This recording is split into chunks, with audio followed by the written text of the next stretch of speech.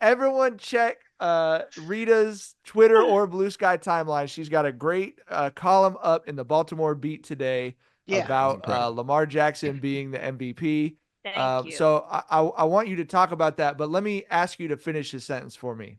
If Lamar Jackson doesn't win his third MVP, it will be because. It will be because you want Josh Allen to win. It literally is that simple, right?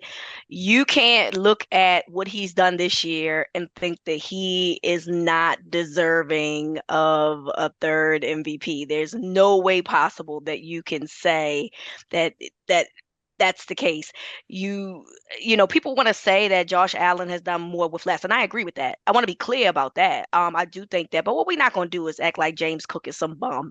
I think that he tied or beat OJ Simpson's touchdown record. This is just me talking off the top of my head, but I think it's something about that. So we're not gonna act like James Cook is a dud.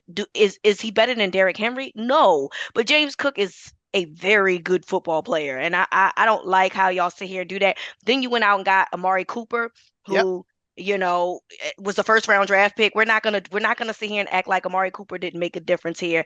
My thing though, y'all, is that there's a couple games that you look at in Josh Allen's season where there's two games off the top of my head that he doesn't score any touchdowns in. Oh, guess what? One of those games are the Ravens. The other one is the freaking Colts. Don't know how they lost to the Colts, but they They're did not even a somehow. real NFL team, bro. Not even a real NFL team for real. I mean, I think he had a rushing touchdown, but not a passing touchdown. And then the Texans is another team that I think he had a terrible game. A passing touchdown, but not a rushing touchdown. Like my thing is that if we're giving somebody an MVP, there should never ever be a situation in their log of games where they have zero touchdowns ever. And I don't so I don't know how you can sit here and say that. Then you play in the AFC East. Who in the AFC East are y'all scared of?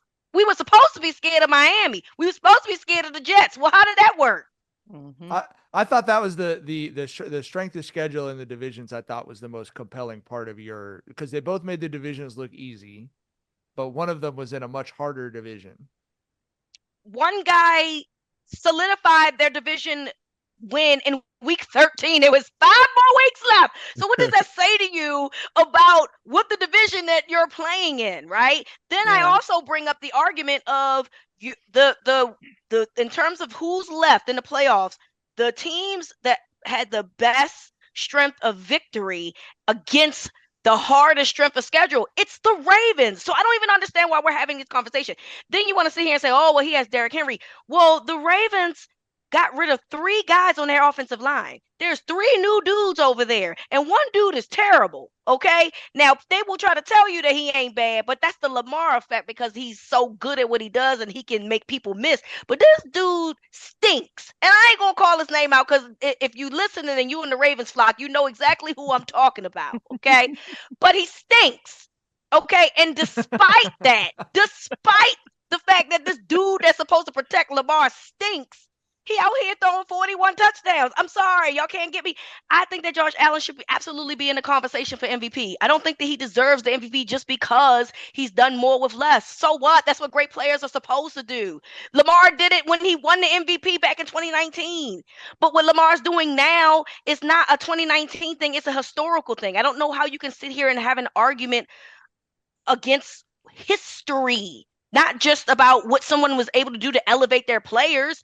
I'm talking history, and I don't. I just don't Yeah, understand it. I don't think there's any question he would be a deserving MVP. But I think John and Tyler have talked about this with the NBA that like at some point, like with Braun or with MJ or with Kobe or whatever, voters are just like, we're not giving you another one. Yep. It does. There's nothing you could do. But one thing that we've also discussed is that attitude does not apply to Nikola Jokic. It applies to LeBron James or Giannis or whoever. And it does feel like that's what Lamar is. It's like if you'd won 2 Super Bowls, we'd give you a third MVP, but we're just not going to give you a third MVP. It just feels like the excuse is voter fatigue, but it does feel like that voter fatigue is not equally distributed.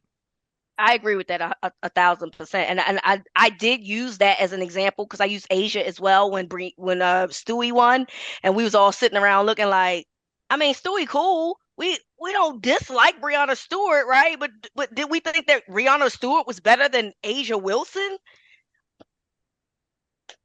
Sometimes y'all just be like, hey, give it to this person, just give it to that one. Just Yeah, I don't go know. ahead. All That's what right, this feels like. Yeah. I agree. Yeah. I think the MVP discussion this year, it comes down to um are they going to reward Lamar for leveling up, or are they going to reward Josh Allen for figuring it out? Because I look at the way Josh Allen played this year, and he's not remarkably better than he was last season. I didn't necessarily Hmm. see a leap, but what he did figure out is he cut down on the turnovers, right? He had 18 picks last season. He's got 6 this year. He's someone who's taking care of the ball. And I understand placing a high premium on that because Josh Allen figuring that out, that is something that shifts the entire landscape of the NFL. If you get a Buffalo Bills squad that has a Josh Allen that takes care of the football, they can win a Super Bowl. Yep. It's that simple, right? And I get the premium that they're placing on that. But the level up that we saw from Lamar this season, we saw a 2-time MVP play the best football of his life. And right? underwent a physical transformation in order to do so too. Yeah. I mean, it's because football is reported on the way it is. That's not talked about the way it would have been if he was a basketball player. But he lost like 25 pounds or something, right? Yeah, that's why his pants keep falling. That's why I don't know why he doesn't wear a belt because he keeps running. He out there running and holding his pants. Baby, put the belt on. But go ahead. I'm sorry. Yeah, yeah, and I feel like Lamar is blowing Josh Allen out the water in every statistical category, and a lot of people are leaning on, well, Josh Allen is not playing a lot of fourth quarters because he's putting the game away, and that goes back to him figuring shit out, right? Like he is not digging Buffalo in holes that he has to get him out, which has kind of been the Josh Allen story for a lot of games during his career. But even when you look at the stats, bro, like Lamar has less pass attempts and more completion. He sure does. Yep. Right. So that whole Josh Allen sitting in the fourth, that shit doesn't hold up when you look at completions and on pass attempts there. Hey, Tyler, you know what else? What other game he sat in the fourth? When he was getting blown the fuck out by the Ravens. Keep going. That too. Anyway. Too. But yeah, and like I said, I think this is Josh Allen this is an MVP season from Josh Allen, but Lamar gave us an all-time great season. Right, this is some historic shit. 41 touchdowns and 4 picks. Come on, man. Never happened. Never happened before. You know what else never happened before? This dude leads all rushing per attempt and all passing per attempt. Never happened before. The same person. Yeah. Like, what are we doing here? If you want to give it to Josh Allen because you're tired of talking about Lamar Jackson, whatever, fine. And look, there's a part of me, y'all, that actually kind of wants Josh to win because I even though Lamar will probably tell you he doesn't care, it's probably going to be viewed as disrespect to him based on the season that he's had. And that ain't going to do nothing but add fuel to the fire. Now, obviously, that's an award we're not going to find out until Super Bowl weekend. But the fact that we're having conversations alone that Josh Allen should be the MVP after the year that Lamar's had, I hope Lamar just uses that and says, okay, well, you know what?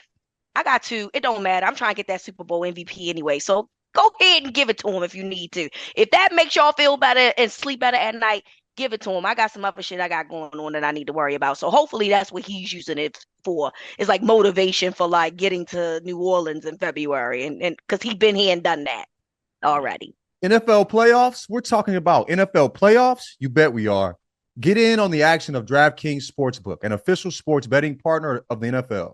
Scoring touchdowns is key to winning in the NFL playoffs. And the key to you scoring big is betting on them at DraftKings, the #1 place to bet touchdowns. Ready to place your first bet? Try betting on something simple like a player to score 6. Go to the DraftKings Sportsbook app and make your pick. My Washington Commanders are in the playoffs, so you know I'm locked in all the way with Jaden Daniels props. Here's another reason to watch your favorite players crush it in the playoffs. New customers bet $5 to get $200 in bonus bets instantly. Score big during the NFL playoffs with DraftKings Sportsbook. Download the DraftKings Sportsbook app and use code Jenkins. That's code Jenkins for new customers to get $200 in bonus bets instantly when you bet just $5. Only on DraftKings Sportsbook. The crown is yours.